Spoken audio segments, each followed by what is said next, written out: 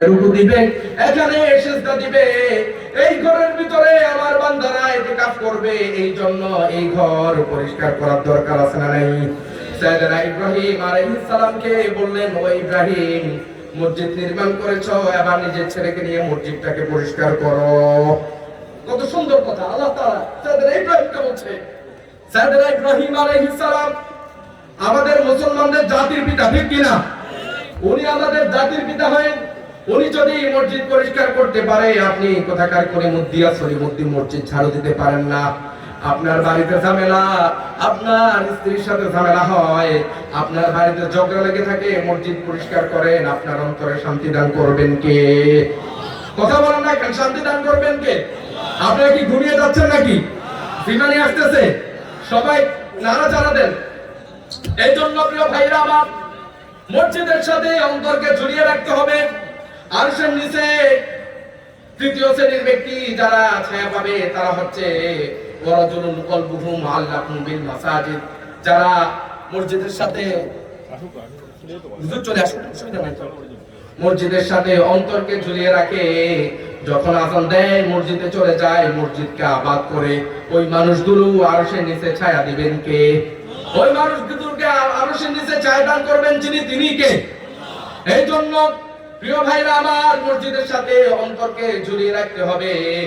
যেমন রব্বুল আলামিন বলেন, ইন্নামা ইয়ামুরু মাসাজিদাল্লাহ মান আমানা বিল্লাহি ওয়াল ইয়াউমিল আখির ওয়া লাম ইয়াখশা ইল্লাল্লাহ।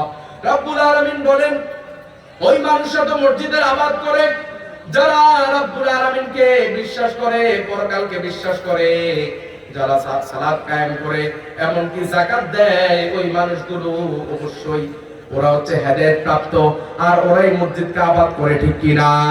এই জন্য যারা মসজিদ আবাদ করবে, যাদেরকে মসজিদের দায়িত্ব দিবেন, তারা 5 ওয়াক্ত সালাত আদায় করার দরকার আছে না নাই?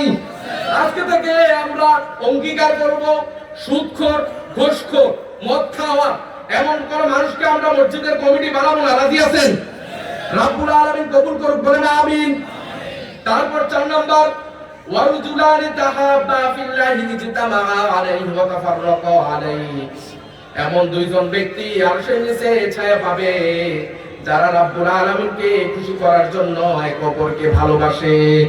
যেমন করে আপনার বন্ধু আপনাকে সব সময় ইসলামের পথে দাওয়াত দেয়, ওই বন্ধুকে যখন আপনি দেখবেন রব্বুল আলামিনের কথা আপনার অন্তরে স্মরণ হয়ে যায়, তাহলে বুঝতে হবে ওই মানুষটার সাথে আপনার ভালো সম্পর্ক করার দরকার আছে না নাই? ওই মানুষটার সাথে বন্ধুত্ব করেন। ওই মানুষটাকে সাথে যদি আপনি বন্ধুত্ব করেন, রব্বুল আলামিন খুশি হয়ে যাবে। আর কিছু বন্ধু আছে যারা আপনাকে হারামের দিকে নিয়ে যেতে চায়, যারা অশ্লীল দিকে নিয়ে যেতে চায়, আছে না নাই? একটা ছেলে প্রথম পর্যায়ে নিজে নিজে সিগারেট খায় না, গাঁজা খায় না, কিন্তু পাশের বন্ধু যখন সিগারেট খায়, গাঁজা খায়, আর বলে, বন্ধু একটা টান দে না, একটা টান দিয়ে দেখ, অনেক ভালো লাগবে। এই কথা বলে বন্ধুর পাল্লায় পড়ে শয়তানি, আছে না নাই? কথা বলেন না কেন?